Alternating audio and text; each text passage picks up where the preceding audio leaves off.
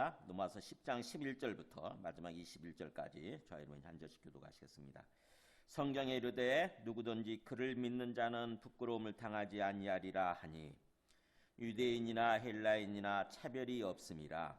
한 분이신 주께서 모든 사람의 주가 되사 그를 부르는 모든 사람에게 부요하시도다. 누구든지 주의 이름을 부르는 자는 구원을 받으리라. 그런즉 그들이 믿지 아니하는 이를 어찌 부르리요? 듣지도 못한 이를 어찌 믿으리요? 전파하는 자가 없이 어찌 들으리요? 보내심을 받지 아니하였으면 어찌 전파하리요? 기록된 바 아름답도다. 좋은 소식을 전하는 자들의 발이여 함과 같으니라.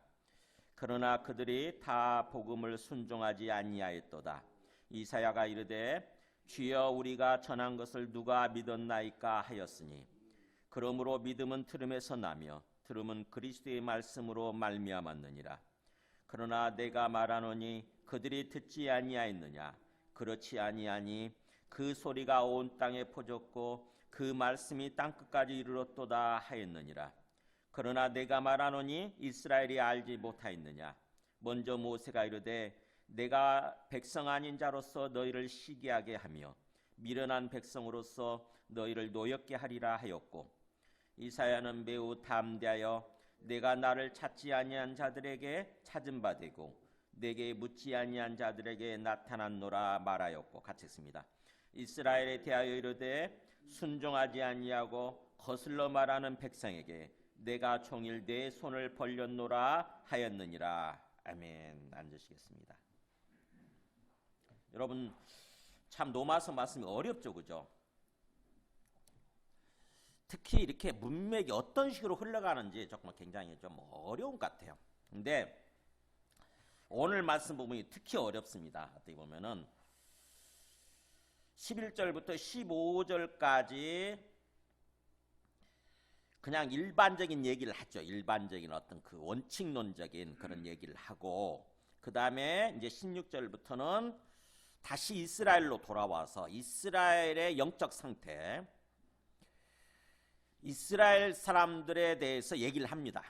그들의 영적 상태에 대해서, 그리고 또 그들을 향한 하나님의 모습에 대해서 얘기를 하는 거예요. 그래서 그 흐름을 알아야 오늘 말씀을 읽으면서 이해가 되는 거죠. 지금 이 9장에서 11장까지는 이스라엘에 관한 이야기라고 그랬죠. 이스라엘 사람들의 불신앙 문제, 그러면서 구원받지 못하고 있는 거죠. 그러니까 예수 그리스도가 오셨는데 그들이 학수고대 오매불망 기다렸던 그리스도가 오셨어요. 예수라고 하는 모습으로 그리스도가 오셨는데 그 사람들은 그걸 기다렸음에도 불구하고 알아보지 못하는 거예요. 그걸 인정하지 않는 거예요. 그래서 예수 그리스도를 받아들이지 않는 것입니다. 인정하지 않는 거죠. 그러다 보니까 구원받지 못하는 거예요. 구원이라고 하는 것은 뭐라고 그랬죠? 하나님께 돌아와서 하나님의 통치를 받는 삶을 살아가는 거. 그게 구원이거든요. 본질적인 개념, 구원의 본질적인 개념은 하나님께 돌아와서 하나님의 통치를 받으면서 살아가는 것. 그게 구원이에요. 그랬다가 나중에 죽으면 자연스럽게 우리 영혼이 하나님 계신 곳으로 가게 되는 것이고, 그랬다가 주님 재림하실 때 우리가 부활해가지고 영원한 천국, 완전한 천국에 들어가는 거죠. 그게 구원의 완성이거든요. 근데 자꾸 뒷부분만 죽어서 가는 것만 생각하게 되면은 말씀이 이해가 안 됩니다.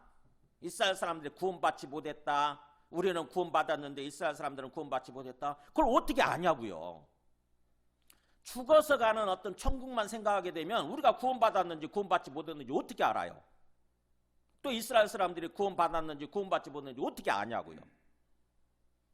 그래서 성경이 말씀하는 구원이라고 하는 것은 하나님께 돌아와서 하나님의 통치를 받는 삶을 살아가는 것. 통치라고 하는 것은 하나님의 돌보심인 거고 하나님의 인도하심인 거죠.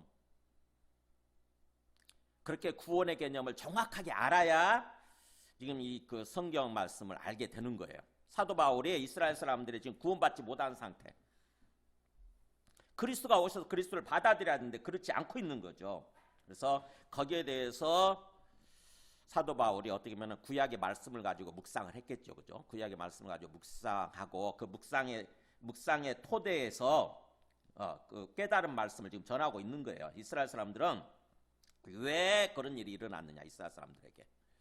그리스도가 오셨는데도 불구하고 왜 그런 일이 일어났느냐. 왜 그랬다고 그랬죠, 앞에서? 거기에 10장 2절에 나온 것처럼 내가 증언하노니 그들이 하나님께 대해서 열심히 있었지만 올바른 지식을 따르지 않았다고 하는 거죠. 잘 몰랐어요. 잘 몰랐어요. 하나님께 열심히 있었다고 하는 얘기는 뭐죠? 율법에 열심을 낸 거예요. 율법. 그죠? 뭐요? 율법이 뭔지를 몰랐던 거죠, 사실은. 율법 뭐라고 그랬어요?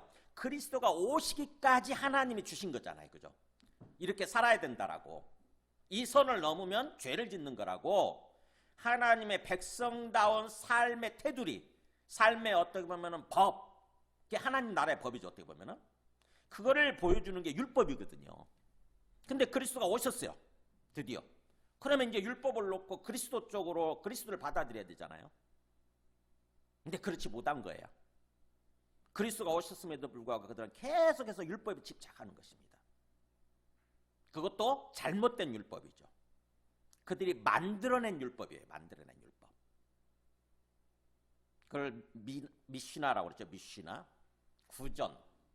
조상들의 전통이라고 되어 있어요. 조상들의 유전, 조상들의 전통. 그러니까 성문율법, 우리 그 구약에 나오는 모세오경, 또 특히 레위기에 나와 있는 그 성문율법을 주석을 한 거예요. 일종의 해설한 거죠. 해석한 거예요. 그게 그렇게 되면은 몇십 배로 불어나는 거예요. 몇십 배로. 30배, 40배까지 막 불어난 것입니다. 그거를 성경화 시켜가지고 성경처럼 취급하는 거예요. 달달달달 어릴 때부터 막 외워가지고 문자 그대로 행하려고 그러는 거죠. 그러니까 어떻게 보면 하나님은 사라지고 이제 그것이 돼버리는 거예요. 그것이 성경이 되는 거예요. 그것 자체가 하나님이 되고 그것 자체가 우상이 돼버리는 거죠. 그거를 율법주의라고 그래요. 율법주의에 빠져버린 거예요. 그러다 보니까 하나님을 제대로 믿지 않고 하나님 뜻을 모르고 하나님 뜻대로 삶을 살지 않는 것입니다. 하나님이 율법을 통해서 자꾸 그리스도가 오신다. 그리스도를 보내줄게 그거예요. 그리스도를 보내줄게. 그때까지만 율법을 묵상을 하고 율법의 정신대로 근본적인 정신대로 삶을 살려고 해라 라고 율법을 주신 거거든요. 그래서 율법이 가리키고 있던 것은 그리스도였어요. 율법이 궁극적으로 지향하고 있는 거 가리키고 있는 것은 그리스도였어요. 그래서 그리스도가 올 때까지만 약속하신 자손이 오실 때까지만 율법이 존재해야 됐던 거죠. 근데 그리스도가 오셨는데도 불구하고 그 사람들은 이스라엘 사람들은 계속해서 율법에 그렇게 자기 어떻게 종교활동이죠. 그것도 미시나 거기에 이렇게 집착을 하고 있는 것입니다. 그러니까는 그리스도를 받아들이지 않는 거죠.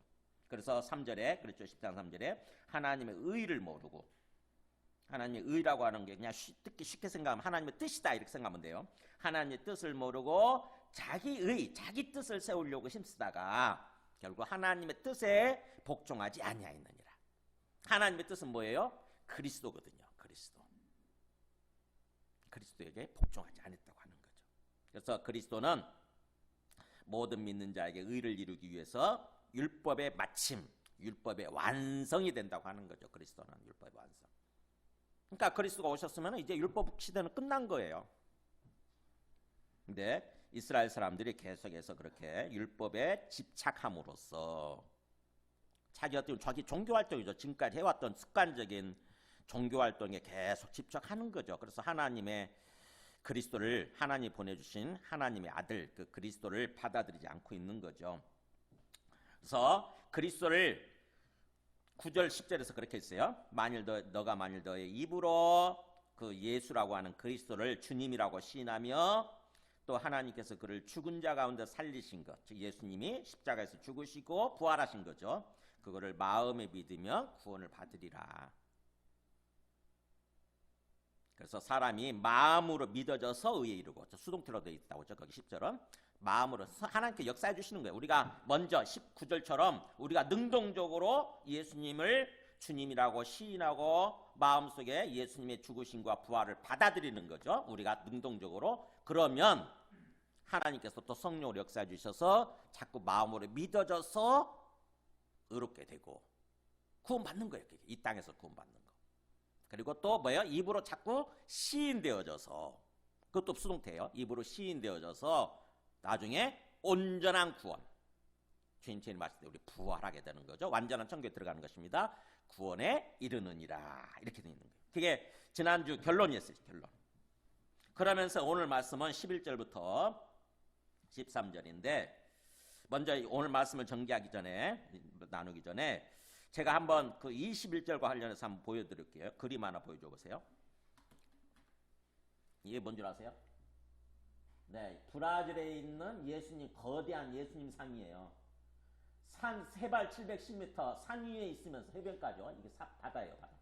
해변가에 있으면서, 해변가에 있는 산 710m, 산 위에 있으면서 높이 38m, 가로 35m. 이렇게 하니까 그야말로 유명한 어떤 관광 명소가 된 거죠, 이게. 브라질 가면 꼭 이것을 보고 온다고 그래요, 사람들이. 카톨릭에서 세운 건데, 브라질은 카톨릭이 주류니까 세운 건데, 이 모습이 어떤 모습인 것 같으세요? 지금 예수님의 이 모습이 팔을 벌리고 있는 거잖아요, 우리 팔. 이게 뭐죠? 네, 빨리 오라는 거죠. 초청하는 거죠. 내 품에 알아, 내 품에 오로, 내 품에 안겨라 이거잖아요. 내 품에 안겨라. 그게 우리 21절에서 말하는 하나님이 내가 종일 내 손을 벌렸노라 라고 하는 그런 거예요. 그런 거. 그러니까 성경은 손이라고 돼 있지만 손들이죠. 원래 손들이겠죠. 당연히 두 손이니까. 우리는 오늘날 우리는 팔이라고 팔로 하잖아요. 팔. 항상 팔을 벌리잖아요. 그렇게 표현돼 있죠. 우리말은. 그래서 뭔가 다른 사람들을 부르고, 아기를 부를 때 그렇잖아요. 우리 애기 부를 때 부모가 그렇잖아요. 이렇게 딱 팔 벌리고 있잖아요. 빨리 와, 누구야 부르면서 이렇게 팔을 벌리잖아요. 그러면은 아이가 달려와서 품에 안기죠. 부모 품에. 그러면은 부모는 기쁘게 딱 품에 안아주면은 아이도 평안하고, 그잖아요. 평안하고 기쁨으로 충만하게도 그런 거 아닙니까? 하나님께서 지금 이스라엘 사람들을 향해서 그러고 계신다라고 하는 하나님의 현재 상태의 모습을 보여주는 거예요. 그래서 이 10장은, 로마서 10장은 이스라엘 사람들의 또 하나님의 현재 모습에 대해서 얘기를 하고 있는 거고, 나중에 11장은 미래, 장차 어떻게 될 것인가, 그 이스라엘 사람들의 미래에 대해서 얘기를 하는 거고, 9장은 당연히 과거였겠죠. 그죠? 그런 식으로 지금 9장, 10장, 11장이 전개되고 있습니다. 자, 먼저 보면은 11절부터 13절까지 보세요. 성경에 이르되 누구든지 그를 믿는 자는 부끄러움을 당하지 아니하리라, 이렇게 기록되어 있다고 하는 거죠. 사실은 그 10절까지의 내용을 받아가지고 11절에 왜냐하면 이렇게 돼 있는 거예요. 영어로 for, 헬라어로 까르. 왜냐하면 성경이 이르기를, 성경이 말씀하기를 누구든지 그를 믿는 자는 부끄러움을 당하지 아니하리라 하기 때문이다, 이렇게 되는 거예요. 그러니까 10절까지의 내용을 쭉 받는 거죠. 그러면서 계속 보편적인 것을 얘기하는 거, 일반적인 거, 복음과 구원의 일반적인 것, 누구든지, 그죠? 누구든지 제한 없이, 그죠? 제한 없이 그를 믿는 자는 부끄러움을 당하지 않게 될 거다. 성경에 이르기를. 성경 어떤 성경이에요? 이게 33절에서 이미 똑같은 내용을 얘기했었잖아요. 그죠? 33절에서 9장 33절에서 보라 내가 걸림돌과 거치는 바위를 씌워내 두르니 그를 믿는 자는 부끄러움을 당하지 아니하리라 함과 같으니라. 바로 이게 이사야서 28장 16절이었죠. 그죠? 그러니까 두 번째, 똑같은 말씀을 두 번째 인용하고 있는 거예요. 그만큼 이 말씀이 중요하다는 얘기잖아요. 지금 뭐라고 돼 있어? 성경에 뭐라고 기록되느냐? 누구든지, 그래요. 누구든지, anybody, anyone, 누구든지 그를 믿는 자는 부끄러움을 당하지 않게 될 거다. 미래시겠죠. 부끄러움을 당하지 않게. 언제? 주님 재림하실 때. 주님 재림하실 때 심판받잖아요, 우리가. 그죠? 최후 심판법정에서 심판을 받잖아요. 다 부활해가지고. 믿는 사람이다, 안 믿는 사람이 다 부활해가지고 부활의 모습으로 재판장에 신 주님 앞에 서서 심판을 받는 거죠. 영원한 세상에 대한 심판을 받는 거예요. 예수님을 믿고 구원받은 사람은 영원한 천국으로 심판이 날 거고, 예수님을 믿지 않는 사람, 생명책에 이름이 기록되지 않은 사람들은 영원한 불못으로 이렇게 심판이 나겠죠. 그래서 거기서 부끄러움을 당하지 않는다고 하는 것은 그런 거죠. 죄인으로서 판정받지 않는 거예요. 영원한 지옥행, 영원한 불못행으로서 판결이 내리지 않는 거죠. 누구든지 그를 믿는 자는, 성경에 그렇게 기록됐다고 하는 거예요. 그렇기 때문에 12절에 또 왜냐하면 되겠죠. 당연히 또 왜냐하면 유대인이나 헬라인이나 차별이 없기 때문이다. 그래서 누구든지란 말을 받는 거예요. 누구든지란 말은 무슨 말이냐? 유대인이든, 이 세상에는 두 종류의 인간이 있는 거예요. 두 종류의 인종이. 유대인 아니면 헬라인, 이방인들 이렇게 있는 거죠. 하나님의 관점에서 얘기하는 거예요. 하나님의 관점에서 볼 때 하나님 먼저 택하신 유대인들 아니면 나머지 사람들 이렇게 구분이 되는 거죠. 근데 우리가 복음을 듣고 구원받는 것은 차별이 없다고 하는 것입니다. 유대인이든 헬라인이든 똑같다는 거예요. 똑같다는 거. 왜 이 얘기를 할까요? 지금 누구를 향해서 하는 얘기입니까? 사도 바울이? 이스라엘 사람들이 유대인들로 가는 얘기. 유대인들. 왜 그래요? 유대인들은 그렇게 생각 안 했거든요. 유대인들은 어떤 생각을 했어요? 아브라함의 자손이면 구원받는다 이런 생각을 했거든요. 항상 아브라함의 씨앗이면 아브라함의 자손이어야 구원받는다라고 생각을 했어요. 그래서 그들은 나는 아브라함의 자손이야라는 생각을 항상 어떻게 보면 자부심 비슷한 그런 것을 가지고 항상 산 거죠. 나는 아브라함의 자손이야. 할례받은 아브라함의 자손이야. 근데 이방인들 너희들은 지옥의 땔감들이야 이런 생각을 했거든요. 구원받지 못해 지옥으로 들어가서 지옥에서 활활 타올라야 되는 땔감이야. 땔감 이렇게 생각을 했거든요. 근데 사도 바울이 뭐라고 합니까? 아니다라고 하는 게 아니다. 너희들 생각이 틀렸다. 유대인이든 헬라인이든 다 뭐예요? 그의 이름을 부르는 자, 그래야 그 사람들이 구원받는다라고 하는 거예요. 너희들도 예외 없이. 그래서 한 분이신 주께서 모든 사람의 주가 되사, 정확히 번역하면은 한 분이시면서 모든 사람의 주가 되신 분께서 이렇게 됩니다. 한 분이에요. 한 분, 딱 한 분. 예수님을 얘기하는 거죠. 한 분, 그분이 모든 사람의 주가 되시는데 그분이 그를 부르는 모든 사람에게 부요하시도다. 부요함을 주신다는. 이 부요가 뭐냐? 갑자기 뭐죠? 바로 구원을 의미하는 건데 부끄러움을 당하지 않는다 그런 뜻이에요. 부요한다는 말이 뭐냐면은 우리 요한복음 10장 10절에 아세요? 예수님이 이런 말씀하신 적이 있어요. 예, 밑에 읽어볼까요? 내가 온 것은 양으로 생명을 얻게 하고 더 풍성히 얻게 하려는 것이다. 예수님이 왜 오셨다고요? 우리 양은 누구죠? 모든 사람들 의미하는 거예요.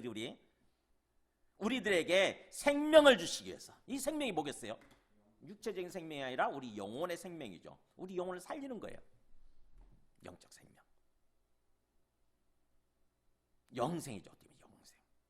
하나님과 교통할 수 있는 생명을 말하는 거예요. 하나님과 대화할 수 있는, 하나님과 대화하면 동행할 수 있는 생명. 서로 의사소통할 수 있는 그 생명을 주신다고 하는 거예요. 그게 영적 생명이거든요. 영이라고 하는 것은 우리 속에 있는 영이 살아나게 되면 하나님과 의사소통이 되고 대화가 되는 거죠. 하나님과 대화가 되고 하나님과 동행하게 되는 거예요. 원래 하나님이 그걸 원하셨을 거 아닙니까? 당연히 그렇죠. 우리를 지으시면서 그걸 원하셨겠죠. 하나님과 교통하면서 사는 거, 영원히 살아가는 거, 그걸 원하셨을 거 아닙니까? 그게 영생이거든요, 사실은. 그래서 영생이라고 하는 것은 단순히 시간적으로 영원한 거, 그것만을 말하는 것이 아니라 뭐예요? 온전한 것을 말해요. 온전한 거. 질적으로 하나님과 대화가 되고 교통하면서 살아가는 생명, 원래대로. 그거를 주시기 위해서, 생명을 얻도록 하기 위해서. 그것도 뭐예요? 풍성 있잖아요. 풍성한 생명이라는 거죠. 더 풍성히 얻게 하기 위해서 예수님 오셨다는 거예요. 이 풍성이라는 말이 바로 부요예요. 지금 부요. 그러니까 구원이죠. 구원. 내가 온 것은 양으로 하여금 생명을 주고 풍성한 생명, 풍성한 구원이죠. 어떻게 보면은 풍성한 구원의 삶을 살도록 하기 위해서 오셨다. 그래서 그것이 바로 12절 뒷부분이에요. 주께서 한 분이신 주께서 모든 사람의 주님이 되셔서 그를 부르는 모든 사람에게 그렇게 풍성한 생명을 주시는도다. 그러면서 결국 결론이 그렇죠. 누구든지 주의 이름을 부르는 자는 구원을 받으리라. 11절 12절 요약한 게 그거예요. 누구든지 다시 한번 누구든지 아무도 상관없다는 거예요. 차별이 없다는 것입니다. 이방인이든 유대인이든 간에 주님의 이름을 부르는 자는 구원을 받으리라. 그러면은 결국에는 뭐예요? 지금 똑같은 얘기를 계속 3번씩이나 반복하는 거잖아요. 11절, 12절, 13절. 누구든지는 결국 뭐예요? 모든 사람이요. 유대인이든 이방인이든 상관없이 모든 사람. 그런 맥락에서 우리가 사실은 이 자리에 있는 거죠.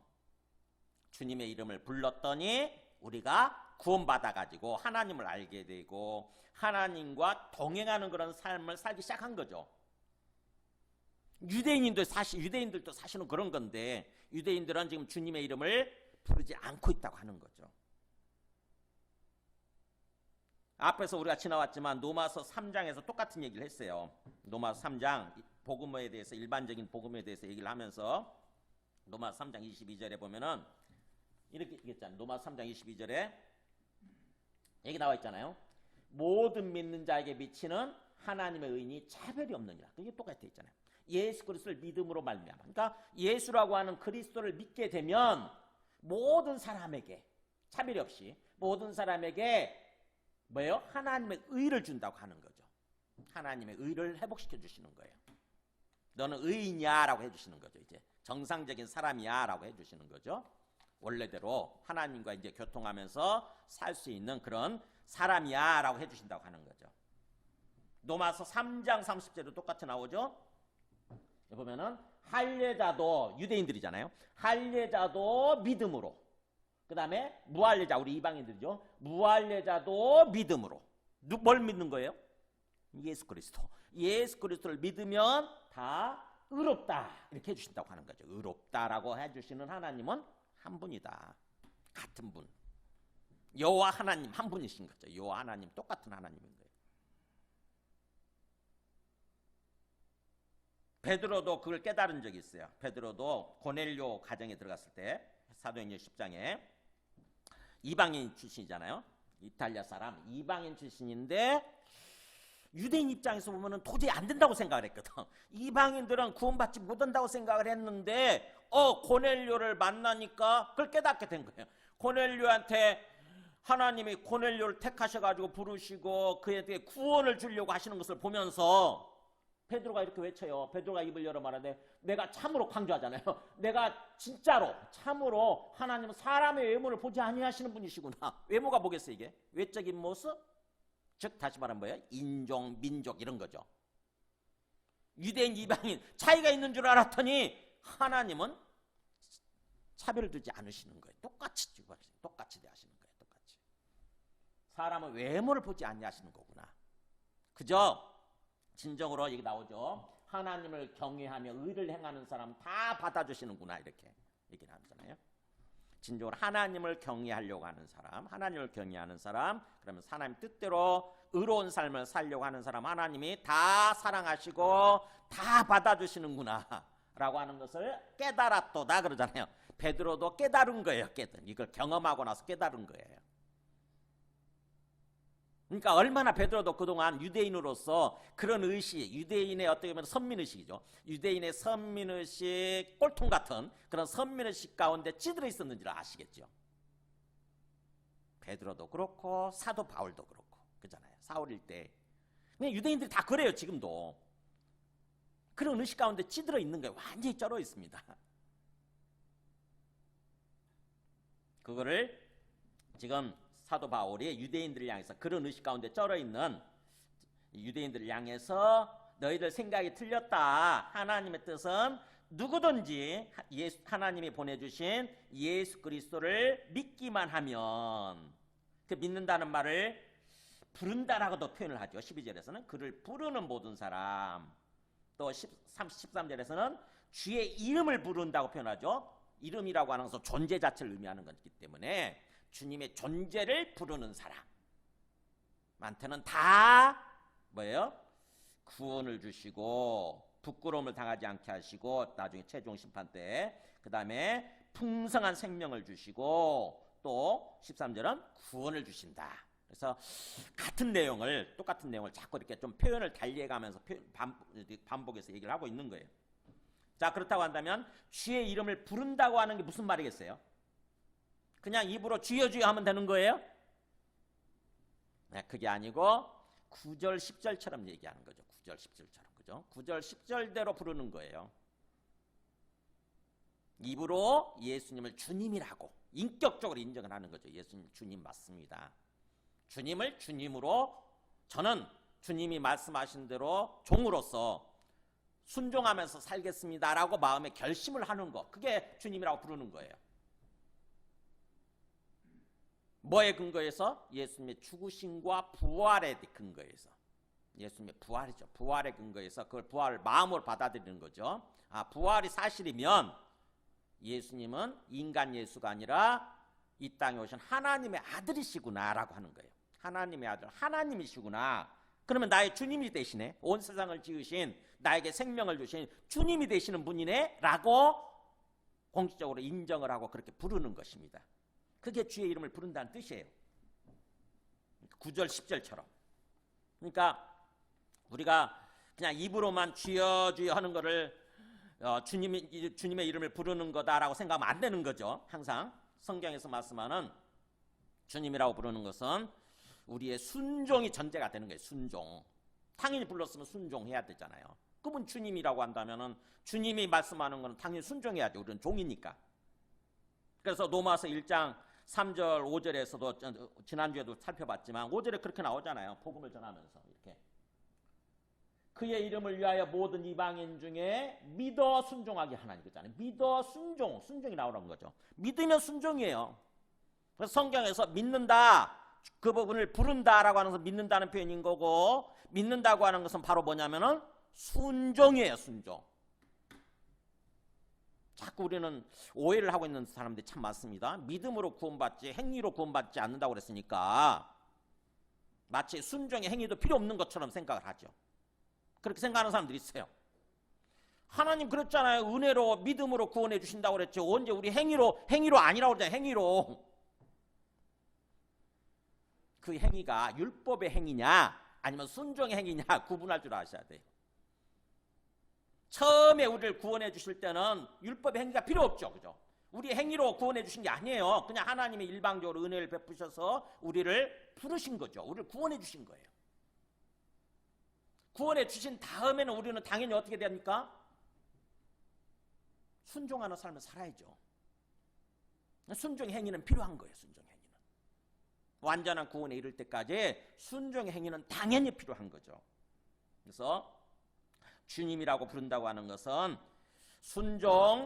순종의 행위를 의미하는 말이다라고 이렇게 생각을 하셔야 됩니다. 예수님이 그렇게 더 책망하시듯이 많이 얘기를 하시잖아요. 누가복음 6장 46절 이 나오잖아요. 너희는 나를 불러 뭐라고 그래요?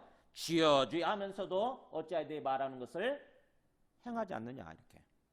그 다음에 또 마태복음 7장 21절도 그랬죠. 나더러 주여 주여 하는 자마다 다 천국에 들어갈 것이 아니요 다만 하늘에 계신 내 아버지 뜻대로 뭐예요? 행하는 자라야. 행하는 자. 그러니까 예수님의 마음이 뭔지 아시겠어요? 나더러 주여 주여 불렀으면 당연히 순종해야지. 왜 불러놓고 내가 말할 때 내 말들을 행하지 않느냐, 순종하지 않느냐 이렇게 하시는 거잖아요. 그래서 여기서 주님의 이름을 부르는 자는 누구든지 유대인이든 이방이든 상관없이 다 그렇게 구원을 받는다라고 하는 어떤 그런 우리의 구원의 일반적인 것에 대해서 보편성에 대해서 얘기를 하는 거죠. 어려운 말을 보편성 제가 쓰네.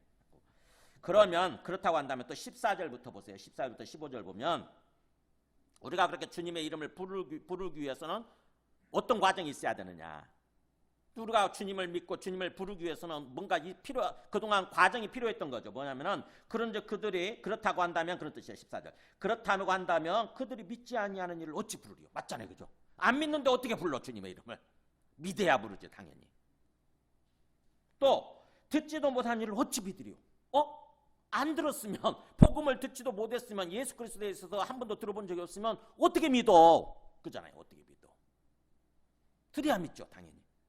그리고 또 전파하는 자가 없이 어찌 들으리요? 복음을 전해주는 사람이 없으면 어떻게 또 들어? 그 다음에 또 15절에 보내심을 받지 아니하였으면 어찌 전파하리요?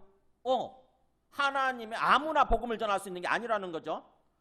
하나님이 보내지 않으셨으면, 주님이 보내지 않으셨으면 누가 또 그 복음을 전파할 수가 있어?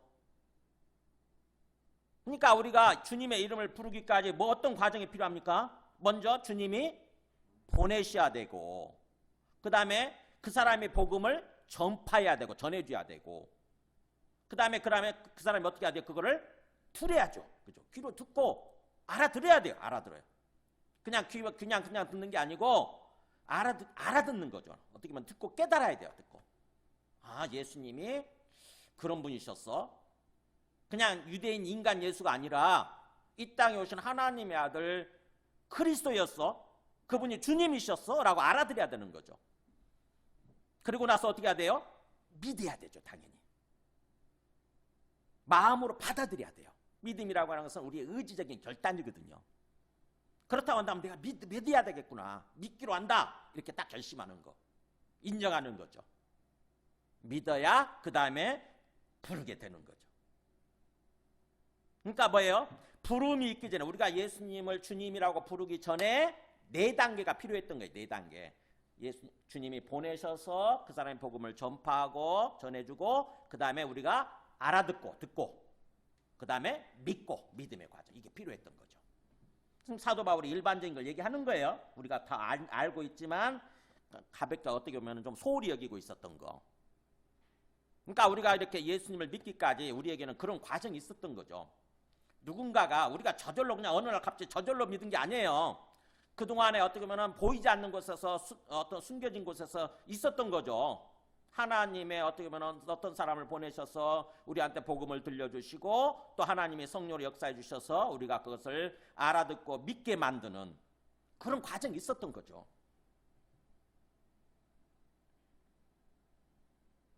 그러면 이 말씀을 하는 이유가, 최종적으로 좀 사도 바울은 뭘 강조하고자 하는 거예요? 거기에 뒷부분이죠. 15절 보세요.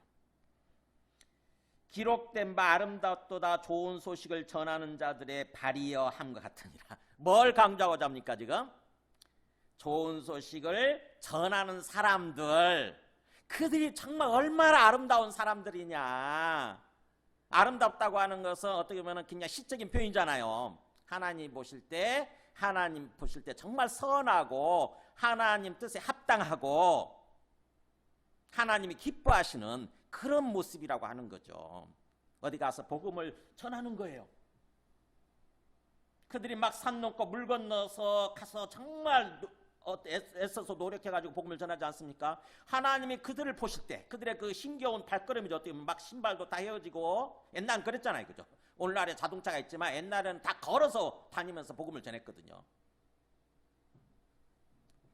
그 헤어진 신발, 막 어떻게 보면 먼지 묻고 흙 묻고 하는 그 발, 그거 보면서 하나님이 얼마나 그 발을, 우리 인간적인 눈으로 볼 때는 굉장히 더러운 발이지만 하나님 보실 때는 얼마나 거룩한 발로, 아름다운 발로 이렇게 보시냐고요. 그러니까 복음을 전파하는 사람, 거기에 대해서 하나님께서 그렇게 귀하게 아름답게 여기신다, 사랑하신다라고 하는 것을 강조하는 거예요.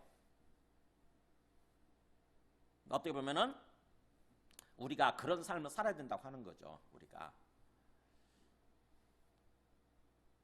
여기서 보냄받은 사람, 한 주님에 의해서 보냄받은 사람이 누구예요? 그동안 어떻게 보면은 사도 바울 같은 그런 사도들인 거고, 또 선지자들이기도 하고, 선지자들, 사도들, 그 다음에 뭐예요? 이제 그것이 우리들한테 이어진 거죠. 우리 예수 믿고 구원받은 사람들은 다 사실은 주님의 보내심을 받은 사람들이에요. 뭐 하라고요? 가서 복음 전하라고. 우리 주변 사람들한테 복음 전하라고 우리 보내심 받은 사람들이에요. 우리가 일종의 준 사도들입니다. 사도. 성경에 나오나요? 그런 말이? 요한복음 20장에 보면은, 요한복음 20장 21절에 예수님 부활하셔가지고 제자들한테 하시는 말씀, 여기 보세요. 파랑시 읽어볼까요? 아버지께서 나를 보내신 같이 나도 너희를 보내노라. 아포스텔로. 보낸다. 너희를 파송한다, 이런 뜻이에요. 나도 하나님 아버지께서 나를 보내신 것처럼. 그래서 예수님이 오셔서 이 땅에서 복음을 전했잖아요. 하나님을 알게 해주셨어요. 그랬던 것처럼 나도 너희는 누구 있어요? 앞에 있는 제자들이겠죠. 앞에 있는 제자들 나도 너희를 보낸다. 가서 복음을 전해라. 그 제자들이 바로 우리들에게까지 이어지는 거예요. 예수 믿고 구원받은 사람들은 다 주님의 보내심을 받은 사람들이라고 하는 거. 마태복음 28장에도 그렇게 나오죠. 마태복음 마지막 마무리하면서 부활하신 다음에 이렇게 얘기했어요. 예수께서 나와 말씀하여 이르시되 하늘과 땅의 모든 권세를 내게 주셨으니. 그러니까 보이지 않는 하늘, 그 다음에 보이는 땅의 모든 권세를 예수님이 갖고 계신다고 하는 거죠. 하나님 아버지께서 주셔서. 즉 뭐예요? 하늘과 땅의 주인이 누구다? 통치자가 예수님이라는 의미예요. 예수님. 부활하셔서 살아계시는 예수님이 통치자예요. 모든 권세를 내게 주셨으니 그러므로 그런 얘기도 있잖아요. 그러므로 어떻게 되어 있습니까? 너희는 가서 그잖아요. 너희는 가서 가라 이렇게 제자들 향해서 얘기하는 거예요. 너희는 가서 모든 민족을 제자로 삼으라.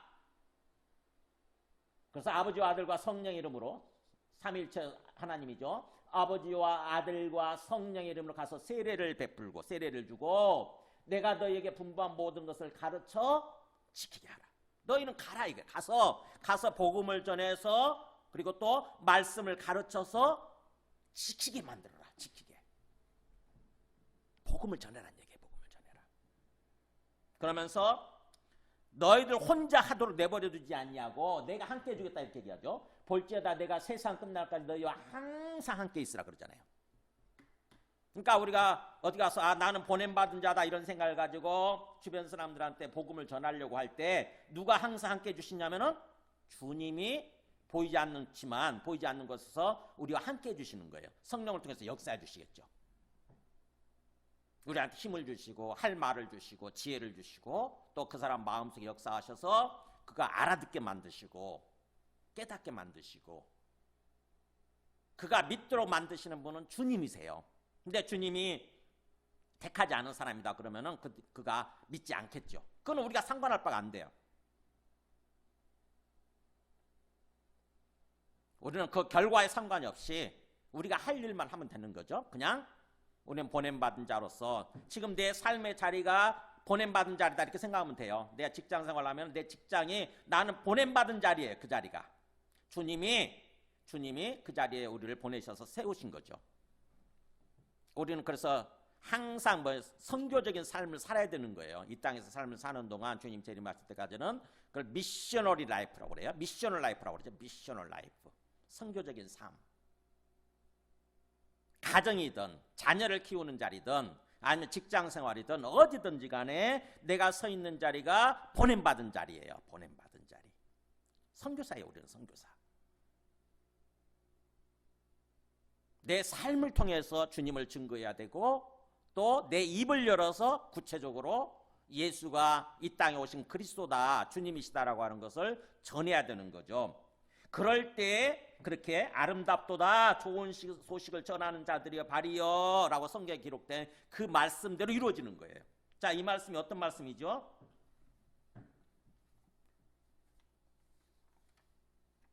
이게 이사야 52장 7절 말씀이죠. 한번 보여줘 보세요. 이사야 52장 7절에 굉장히 중요한 말씀이고 유명한 말씀이에요.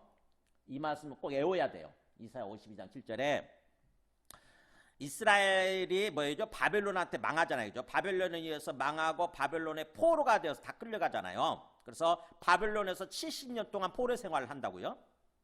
그 다음에 하나님이 또 은혜를 베푸셔서 다시 그들을 구원하시는 거예요. 다시 이스라엘로 복귀시키는 거예요. 돌아오죠. 바벨론 포로에서. 그때 그 바벨론 포로 상태, 바벨론 통치죠. 바벨론의 통치 상태에서 벗어나서 이제 하나님의 통치로 들어가는 거, 그게 구원이에요. 그 구원 소식을 전하는 사람들에 대해서 얘기를 하는 거예요. 이렇게 좋은 소식을 전하는 복음이잖아요. 이게 좋은 소식, 기쁜 소식을 전하며 그래서 평화를 공포하며 샬롬을 공포하며 복된 좋은 소식, 그야말로 행복하게 만들어주시는 복음이네. 행복하게 만들어주는 복음을 가져오며 또 구원이란 말 쓰네요. 여기 구원을 공포하며. 그냥 똑같은 말을 지금 계속 반복하고 있죠. 구원을 공포하며 그래서 시온을 향하여 이르기를. 시온이 뭐예요? 이스라엘 백성들. 하나님의 백성들, 하나님의 백성들 향해서 뭐라고 그래 여기? 너의 하나님이 통치하신다. 여기 나오잖아요. 너의 하나님이 통치하신다. 이게 하나님의 나라거든요. 네 하나님, 그러니까 이제 더 이상 바벨론의 통치를 받는 것이 아니라 하나님이 통치하신다. 이제부터 하나님이 회복시켜주는 거죠. 그렇게 하나님이 통치하신다 하는 자의 산을 넘는 발이, 그 소식을 전하기 위해서 산을 넘는 그 발이 어찌 그리 아름다운가라고 시적으로 지금 표현하고 있어요. 이게 바로 뭐냐면은 사실은 이제 뭐예요? 신약적 개념으로 오게 되면은 그리스도를 얘기하는 거예요. 그리스도를 전하는 사람들의 발. 우리는 사탄의 통치를 받고 있었잖아요. 그죠? 사탄의 통치를 받았는데 이제 사탄의 통치에서 해방되어져서 풀려나서 하나님의 통치를 받기 시작하는 거죠. 그게 구원이에요. 그러니까 구원이라고 하는 것은 여기 내용이 이 말씀대로 하나님이 통치하시는 삶을 살아가는 거. 즉 하나님의 나라. 그래서 하나님의 나라 나오는 거거든요. 우리 신약에서 하나님의 나라. 천국이란 말로 나오죠. 하늘, 천국 또는 하나님의 나라. 그 말은 하나님이 통치하신다 이런 뜻입니다. 복음을 다른 말로 그렇게 표현하는 거예요. 구원을, 복음과 구원을. 자, 그러면서 이제 그러니까 뭐예요? 우리가 복음을 전하는 사람들이 있어야 사람들이 그걸 듣게 되고 뭔가 믿게 되고 구원받게 되기 때문에, 주님의 이름을 부르게 되기 때문에 우리가 이 땅에서 삶을 사는 동안 내가 그런 과정을 거쳐서 구원받게 됐다고 하는 것을 항상 알아야 되고, 그러면서 우리가 또 그런 삶을 살아야 된다고 하는 거죠. 오늘날 내가 있기까지 나에게 복음을 전해준 사람들, 수많은 사람들이 있었어요. 저는 가만히 곰곰이 생각해 보니까 딱 떠오르는 분이 내 어릴 때, 아주 어릴 때, 진짜 시골 꼴짜이거든요. 어릴 때 그 제 사진에는 제각이라는 게 있어요. 제각. 우리 그 동네가 산골짜이기 때문에 그 뭐죠? 총리했던 고씨들, 누구지 그 사람? 고건. 고씨들 묘가 있어요. 고씨들 묘가 있고, 또 저쪽에는 또 무슨 또 김씨들 묘가 있는데, 거기 제각이 있어요. 제가 평소에는 사람이 살지 않기 때문에 굉장히 무섭죠. 막 어릴 때 보면은 막 어둠컴컴하고 막 귀신 나온다고 그러고 굉장히 어두운데 무서운 것인데, 여자 전도사님이에요. 여자 전도사님 진짜 산 넘고 물 건너가지고, 우리 동네 오려면 산 넘고 물 건너야 돼요. 산 넘고 물 건너와서 어릴 때 어린아이들 모아놓고 복음을 전했던 기억이 있어요. 그 전도사님. 그때는 그냥 재밌어서, 못 모르고 재밌고 즐거워서 그냥 그렇게 뭔가 말씀을 듣고 그랬는데, 그때 들었던 말씀이 그래도 신기하게도 생각나는 게 기드온 300용사에 관한 말씀이었거든요. 신기하게도. 그 말씀만 딱 꼭 생각이 나더라고. 그 다음에 또 저한테 복음을 전하기 위해서 했었던 분이, 제가 학교 기숙사에 들어갔을 때, 기숙사 경비 아저씨예요. 경비 아저씨. 제가 항상 그때는 예수님 제대로 안 믿었으니까 그냥 술 먹고 늦게 들어가거든요. 기숙사에. 제가 들어가면 끝이에요. 근데 그런 저를 향해서 꼭 계속 예수 믿으라고 복음을 전했던 그 경비 아저씨가 생각이 나요. 제가 나중에 믿을게요 막 그랬었는데, 그랬던 분들의 어떤 과정이 있어서 그게 쌓여가지고 어느 날 제가 예수님 믿게 된 거겠죠. 그죠? 그게 쌓인 거예요. 그랬다가 제가 나중에 결정적으로 연탄가스 중독에 빠져가지고 죽음에서 살아난 다음에 예수님을 믿게 된 거죠. 그러니까 우리가 오늘날 예수 믿고 구원받게 되기까지는 수많은 과정이 있어요. 사실은 하나님께서 계속 뭔가 사람들 자꾸 보내셔가지고, 주변 사람들 보내셔가지고 그들을 통해서 복음을 자꾸 들려주신 거죠. 자꾸. 우리가 그런 삶을 살아야 되는 거예요. 씨를 뿌리는 거죠. 그래서 당장 내 눈앞에서 그 씨앗이 싹트고 이렇게 나오는 것을 보지는 못한다 할지라도, 우리가 계속 복음을 전하면 언젠가 그 사람이 생각나게 돼 있고, 삶이 어려운 상황에 빠지게 되면 생각나게 돼 있고, 또 예수 믿고 구원받을 수 있게 되는 거죠. 그래서 우리가 지금 이스라엘 사람들이 사실은 그렇다고 하는 것입니다. 사도 바울 입장에서 너희들한테 그렇게 하나님께서 뭔가 사람들 보내서 계속 지금 사실은 복음을 들려준 거다. 이거예요. 복음을 들려준 거다. 그럼 너희들이 그걸 믿어야 되는데 현실은 지금 어때요? 현실은 16절 보면 그러나 그들이 어떻게 됩니까? 다 복음을 순종하지 아니하였도다. 이스라엘 사람들이 그 엄청난 하나님의 어떤 그 숨겨진 곳에서 애쓰고 노력하는 과정이 있었는데도 불구하고 지금 현실은 이스라엘 사람들의 복음을 순종하지 않는 거예요. 안 받아들이는 거예요. 마치 이사야가 말한 것처럼 이사야가 뭐라고 그래요? 이사야 선지자 이게 어디 나오죠? 주여 우리가 전한 것을 누가 믿었나이까? 라고 이사야가 이스라엘 사람들 향해서 한탄하는 모습이 나오거든요. 이사야 53장 1절이구나. 그러니까 이사야 선지자도 그때 당시 이스라엘이 멸망할 때 당시 아닙니까? 그죠? 유대가 멸망할 당시에요. 아수르에 의해서 또 바벨론에 의해서 거의 멸망하기 직전, 부패하고 타락해가지고 멸망하기 직전이니까 이사야 선지자도 얼마나 하나님의 뜻을 전했겠어요. 너희는 하나님의 택하셔서 하나님의 선민이다. 하나님 백성답게 살아야 된다. 자꾸 하나님 백성 진짜 하나님을 믿고 진짜 살아계신 하나님을 믿고 하나님 백성답게 살아야 돼라고 자꾸 복음을 전하는데 안 믿는 거예요. 그 사람들 안 받아들이는 건 이거.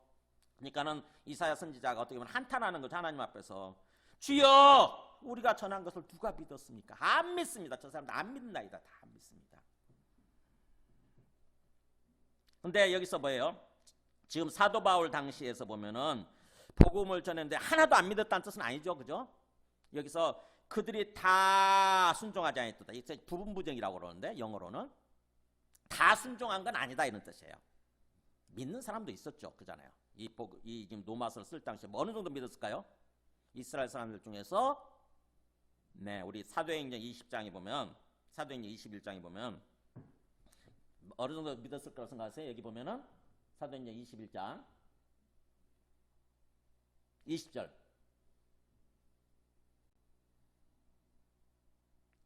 이 이사 53장 바로 앞에 여기 나오잖아요. 형제 그대도 보는 바에 유대인 중에 믿는 자 여기 뭐 나옵니까? 수만 명이에요. 적어도 수만 명.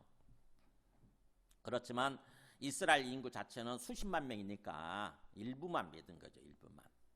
그러니까 여기서 그들이 다 복음을 순종한 건 아니다라고는 얘기를 하는 거고 그러면서 결국 17절은 그러므로란 말은 결국 그런 뜻이에요.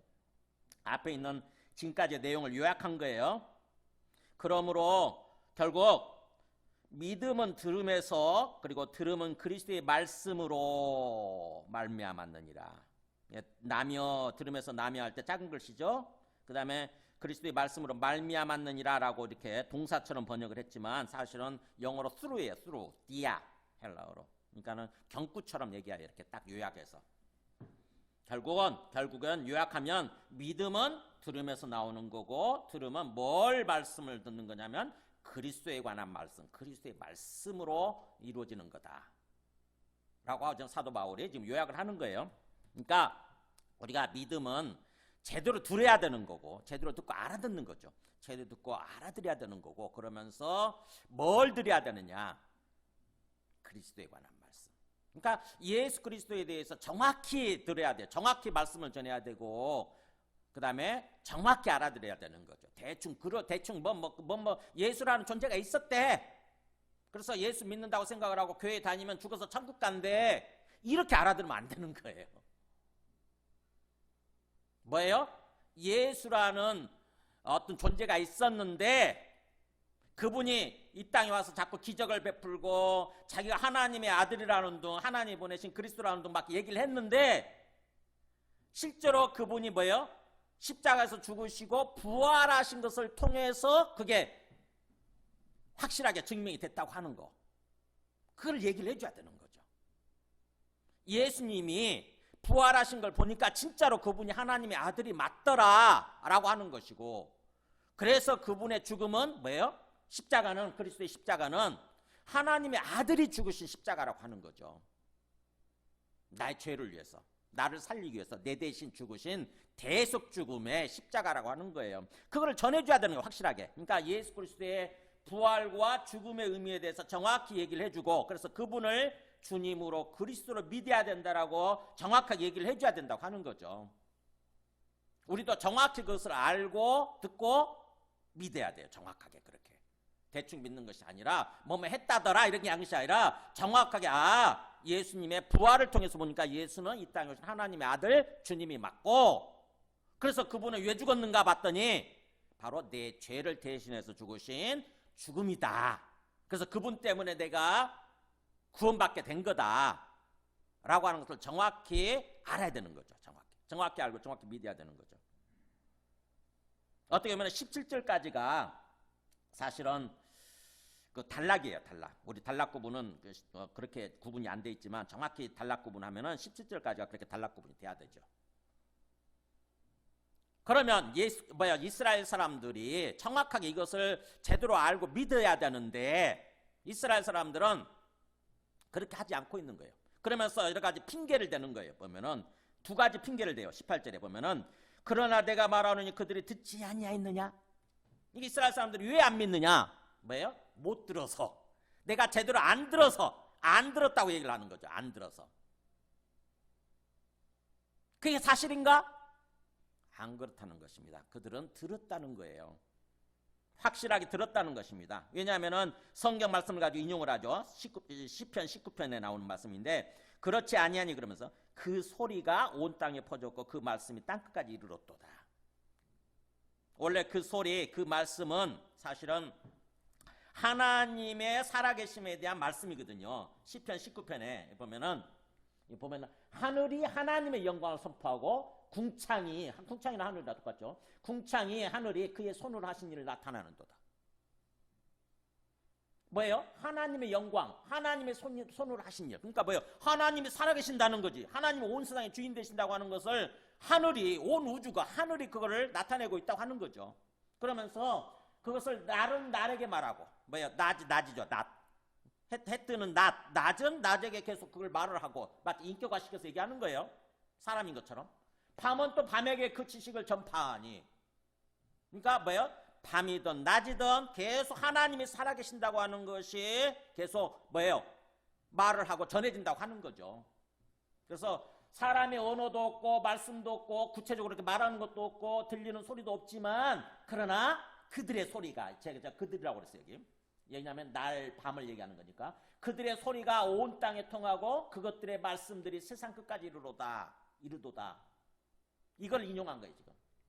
그러니까 원래 말씀은 하나님의 살아계심, 하나님이 온 세상의 주인이시라고 하는 것을 낮과 밤이 계속 전하고 있다고 하는 얘기인데, 사실은 그거를 이제 사도 바울은 이걸 복음에 적용해서 복음의 소리가 온 땅에 퍼졌고 그 복음의 말씀이 땅끝까지 이르렀도다 이렇게 기록된 것처럼 이스라엘 사람들은 분명히 복음을 들었다고 하는 거죠. 분명히 복음을 들었어요. 실제로 사도 바울을 비롯해서 수많은 사도들이 죽어가면서까지 복음을 다 전했잖아요. 그죠? 선지자들도 마찬가지고. 전했어요. 그러니까 핑계를 못 대는 거죠. 내가 안 들어서 몰랐다. 안 들어서 몰라서 그랬다. 몰라서. 그런 게 핑계가 안 된다고 하는 것입니다. 분명히 전했어요. 분명히. 또 두 번째 핑계. 19절에. 그러나 내가 말하노니 이스라엘이 알지 못했느냐. 자, 두 번째 핑계는 뭐예요? 그 사람들이 나 몰라서 그랬다고. 제대로 알지 못해서 그랬다고. 하나님이 살아계신 거, 하나님이 주님이시라고 하는 거, 하나님이 그리스도를 보내셨다고 하는 거, 그래서 예수님이 그리스도라고 하는 사실을 몰라서 그랬다라고 핑계를 대는데, 근데 그 핑계도 옳지 않다고 하는 거예요. 왜냐하면 모세의 말한 것을 갖고 오죠. 19절에 먼저 모세가 바로 이르되, 이 말씀은 어떤 말씀입니까? 신명기 32장 21절이네. 그죠? 내가 백성 아닌 자로서 너희를 시기하게 하며 미련한 백성으로서 너희를 돕게 하리라. 이게 모세가 그 예수 그리스도 오시기 전에 모세 때 시점은 언제입니까? 수백 년 전, 수천 년 얘기인데, 모세 이렇게 보면은 하나님이 직접 말씀하신 게 사실은요. 그들이 하나님이 아닌 것으로 내 질투를 일으키며, 이스라엘 사람들이죠. 이스라엘 사람들이 하나님이 아닌 우상이에요. 우상을 가지고 하나님의 질투를 일으키며 하나님 마음 상하게 만드는 거예요. 또 허무한 것을 가지고, 우상이죠. 허무한 것을 가지고 하나님의 진노, 내 진노를 일으켰으니 뭐예요? 하나님을 진짜 하나님 택하셨으니까 하나님을 제대로 믿어야 되는데 자꾸 뭐예요? 그들의 영혼이 잘못돼 가지고 자꾸 우상을 섬기는 거죠. 다른 신을 섬기는 거예요.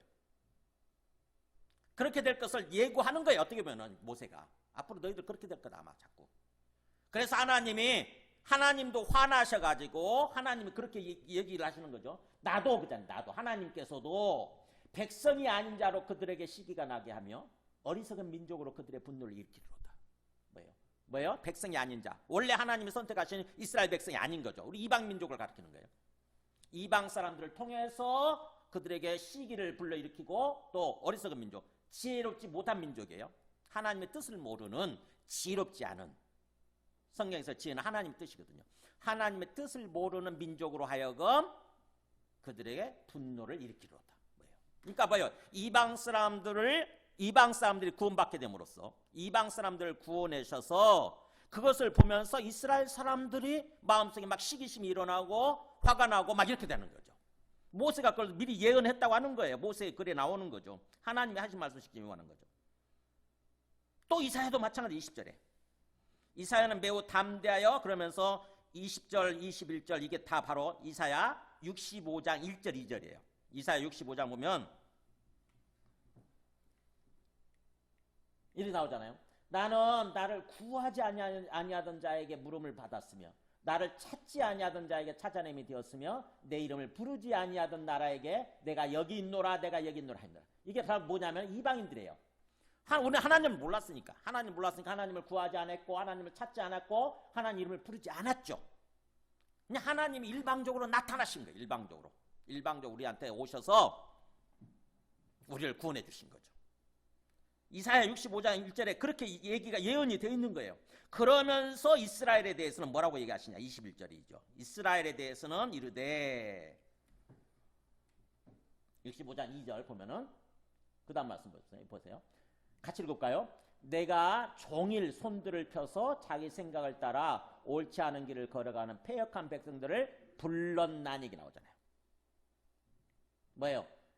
패역한 백성들의 이스라엘 사람들은 자꾸 자기 생각대로 살아가는 거죠. 자기 생각대로 하나님 볼 때 의롭지 않은 길이에요. 옳지 않은 길을 걸어가는 이 패역한 백성들. 하나님의 백성인데 반역을 일으키고 있는 거예요. 반역하는 거죠. 그 사람들을 뭐예요? 자꾸 하나님이 어떻게 합니까? 이방 민족들을 불러가지고 그들을 볼 때는 이스라엘 사람들 입장에서 화가 나죠. 시기심이 자꾸 일어나는 거예요. 뭐예요 저것들? 자기는 지옥의 뗄감이라고 생각했는데 저 사람들이 구원받네. 저 사람들이 하나님의 백성이 되고 하나님의 자녀가 되네. 하나님의 사랑을 받네. 그러면서 뭐예요? 또 이스라엘 사람들 향해서는 하나님께서 뭐예요? 하나님도 이스라엘 사람들 또 내버려두지 않고 부르시는 거죠. 그들을 손을 펴고 이렇게 두 손을 펴서 아까 팔을 벌리고 있는 것처럼 그렇게 부르고 계시는 거예요. 불렀다는 말 나오잖아요. 하나님이 내가 종일 손을 벌렸다고 하는 거는 온종일 팔을 펴고 부르고 계시는 거예요. 너희들도 이리 와라. 이렇게 너희들도 내 품에 안겨라. 그러니까 봐요. 지금 하나님은 이스라엘 믿지 않고 있는 그리스도를 받아들이지 않고 있는 이스라엘 향해서 하나님이 어떤 모습으로 계시는 겁니까? 네, 온종일 팔을 벌리고 지금 기다리고 계시는 거예요. 이거를 아는 게 얼마나 중요합니까? 그렇잖아요. 우리가 부모님의 사랑을요 인격적으로 아는 게 굉장히 중요해요. 부모님의 사랑을 인격적으로 아는 사람들은 절대로 잘못되지 않습니다. 절대로 잘못 가지 않아요. 마찬가지로 우리가 하나님의 사랑을 정말 제대로 아는 사람들은요 하나님 품에 안겨서 하나님 뜻대로 살아가려고 그러지 절대로 잘못되지 않습니다. 그래서 지금 사도 바울은 이스라엘 사람들 향해서 그 얘기를 지금 하고자 하는 거예요. 하나님 너희를 향해서 지금 손 벌리고 있다. 그리고 이방 사람들 구원해 주신 것은 이미 성경에 예언되어 있었던 거고 그 이방 사람들 통해서 너희들한테 시기심, 질투심을 불러일으키기 위한 거다. 사실은 질투심. 그래서 너희들도 각성을 하고 하나님께 돌아오도록 하기 위해서. 그 얘기가 나중에 나오죠. 11장에 가서. 그죠? 이스라엘 11장 11절에 보면 나오잖아요. 그때 보면은 그들이 넘어짐으로 구원이 이방인에게 이르러 이스라엘로 시기 나게 함이라고 나오잖아요. 구원이 이방인에게 이르러 이스라엘로 시기 나게 함이니라. 그리고 14절도 나오죠. 이는 혹 내 고륙을 아무쪼록 시기하게 하여 그들 중에서 얼마를 구원하리 함이라 이렇게. 그러니까 어떻게 보면은 이스라엘 사람들을 먼저 하나님이 구원해 주셨어야 될 판인데 당연히 그들이 예수 그리스도를 믿지 않고 받아들이지 않고 그러니까 뭐예요? 우리들한테 복음이 전해져서 이방인이 우리들한테 복음이 전해져서 먼저 우리가 구원받게 지금 된 거죠. 그래서 우리를 통해서 또 이스라엘 사람들을 구원하려고 하시는 거예요. 자, 말씀을 정리합니다. 우리는 오늘 말씀을 통해서 이게 이스라엘 이야기가 남의 이야기가 아니라 바로 이스라엘 사람들을 향한 하나님의 그 마음, 하나님의 그 애틋한 사랑이죠. 어떻게 보면 얼마나 애틋하게 느껴집니까? 온종일 손을 벌리고 기다리고 계신다. 생각을 해보세요. 이게 우리를 향해서도 어떻게 보면은 예수님을 제대로 믿지 않는 사람들 있잖아요. 교회를 다녀도 그 사람들을 향해서도 하나님이 똑같이 지금 손을 벌리고 계시겠구나. 어쩌면 나를 향해서 혹시 손 벌리고 계시는 거 아닌가? 제대로 믿으라고. 그럴 수도 있는 거고. 또 믿지 않고 있는 전혀 복음을 듣지 못하는 사람들 있잖아요. 그들에게는 우리가 복음을 제대로 전해줘야 되는 거죠. 하나님이 지금 팔을 벌리고 계시니까 그들도 구원하시기 위해서. 그걸 아는 거. 그게 너무 중요한 거죠. 그래서 성경에 보면은 그 돌아온 탕자의 비유할 때 누가복음 15장이죠. 누가복음 15장에 보면은 집 나간 탕자를 아버지가 정말 기다리시잖아요. 그죠? 기다리시다가 어느 날 진짜로 계속 동구방만 마을 밖만 마을 입구만 바라보고 있었는데 진짜로 오잖아요. 그럴 때 여기 보면은 아직도 거리가 먼데 그잖아요. 저 멀리 점처럼 보이는데 아버지는 알아보는 거죠. 아버지가 그를 보고 불쌍히 여긴 거죠. 측은히 여겼다. 불쌍히 여겨가지고 마음에 막 긍휼한 마음이 막 솟아나는 거죠. 그래가지고 어떻게 해요? 뛰어가잖아요. 달려가갖고 끌어안고 목을 안고 입을 맞추잖아요. 이게 부모의 마음인 거고 이게 하나님의 마음인 거예요. 지금 우리를 향한 하나님의 마음, 하나님의 정말 애틋한 그 사랑, 기다리고 계시는, 팔을 벌리고 기다리고 계시는 하나님의 마음인 거죠. 우리는 이거를 항상 하나님의 마음을 제대로 알고 살아야 되는 거죠. 이 땅에서 하나님이 항상 팔을 벌리고 계시는 거구나. 자꾸 내 생각 내려놓고 내 고집 내려놓고 하나님 품에 온전히 이렇게 안기기를 주님께서 간절히 어떻게 보면은 바라고 또 기다리고 계시는 그런 모습이라고 하는 거죠. 수고하고 무거운 짐진 자들아 다 내게로 오라 내가 너희를 쉬게 하리라. 주님이 그렇게 말씀하잖아요. 다 내게로 오라. 다 내게로. 이렇게 팔을 벌리고 계시는 거죠. 다 내게로 오라. 인생 수고하고 무거운 짐진 자들아 얼마나 네가 네 주인 되어서 네 삶의 주인 되어서 얼마나 힘드니. 그거 내려놓고 네 생각 내려놓고 네가 주인 되는 생각 내려놓고 내 품에 안겨 이거잖아요. 내 품에 안겨. 내가 지켜주고 내가 통치해줄게. 내가 인도해줄게 그거잖아요. 내가 너희를 쉬게 하리라. 그럼 너희 영혼이 너희 마음이 안식하게 된다고 하는 거죠. 쉼을 얻는 거예요. 샬롬을 얻는 거예요. 샬롬. 평안을 얻는 거죠. 평안. 그게 구원이에요. 그게 구원받은 삶이에요. 우리는 주님을 믿는다 그러면서도 자꾸 그 반역성, 폐역성이 자꾸 드러나가지고 자꾸 내 생각을 고집하고 자꾸 내 뜻을 고집하고 내 뜻대로 살아가려고 하는 그런 모습을 자꾸 보이는 거죠. 주님께서는 팔을 벌리고 계세요. 네 생각 내려놓고 내 품에 안겨 그렇게 말씀하시는 거죠. 저는 이 말씀을 묵상하면서 준비하면서 참 많이 생각을 했어요. 앞으로 저의 삶, 남 여생 그리고 또 저의 사역 이 모든 걸 참 주님께 맡겨야 되겠다. 진짜로 입으로만 주여 주여 부르는 것이 아니라 진짜로 주님께 맡기고 주님 품 안에 안겨서 편안하게 좀 살아야 되겠다 이런 생각을 했어요. 주님께서는 우리에게 그런 삶을 지금 원하시는 거죠. 자, 우리 찬송하고 기도하겠습니다.